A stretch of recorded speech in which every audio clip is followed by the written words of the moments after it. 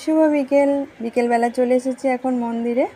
আর অনেক দিন হলে আসা হয়নি, আজকে ঘুরতে ঘুরতে চলে এলাম ঐশানীকে নিয়ে।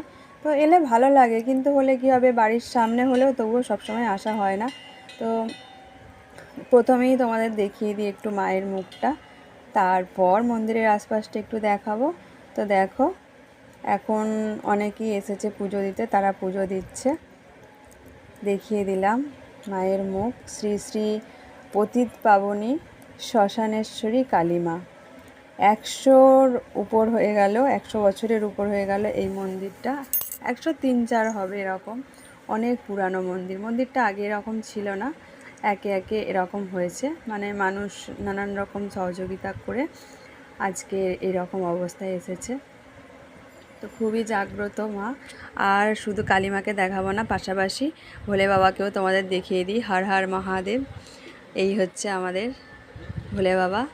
মন্দির চত্বরটা তো অনেক বড়, অনেকবার দেখেছি, তাও বারবারই আবার দেখাতে ইচ্ছা করে। আর আমারও ভালো লাগে ঘুরতে, যখনই আসি পুরোটাই ঘুরি। আর সেই কাঁঠাল গাছটাকে আর একবার দেখিয়ে দিলাম, দেখো কত বড় বড় হয়েছে কাঁঠাল। এরপরে সেই লাল আম, অনেক বড় হয়ে গেছে আমগুলো। এত ভালো লাগে দেখলে, মনে হয় যেন কাঁচাই খেয়ে নিই, কিন্তু প্রচণ্ড টক। আমি একবার খেয়ে দেখেছি, দেখে লোভ হচ্ছিল বলে একটা পেরেছিলাম। দেখতে সিঁদুরের মতো লাল, পাকলে কেমন হয় জানি না, ঠিক খাইনি কখনো, কারণ পাকার আগেই আম হয়তো শেষ হয়ে যাবে, অনেকেই পেড়ে ফেলে কখন চুপি চুপি, যতই সিসি ক্যামেরা থাক মন্দিরে। লোভনীয় জিনিস। আর ঐশানী মনের আনন্দে খেলছে দেখো এদিক ওদিক। তো এরপরে সবুজ আমগুলো দেখাই।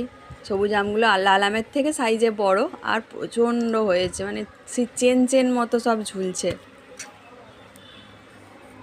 অনেক বড় হয়ে গেছে। অনেক দিন আসেনি, মানে 20-25 দিনের মতো আসেনি। তো সন্ধ্যা হয়ে গেছে, এবার চলে যাচ্ছি বাড়িতে, সন্ধ্যা দেবো। আর এখানে কালী পুজো হচ্ছে, এখনও ঠাকুর আসেনি। এরপরে যখন আসবে তোমাদের দেখাবো। টাটা।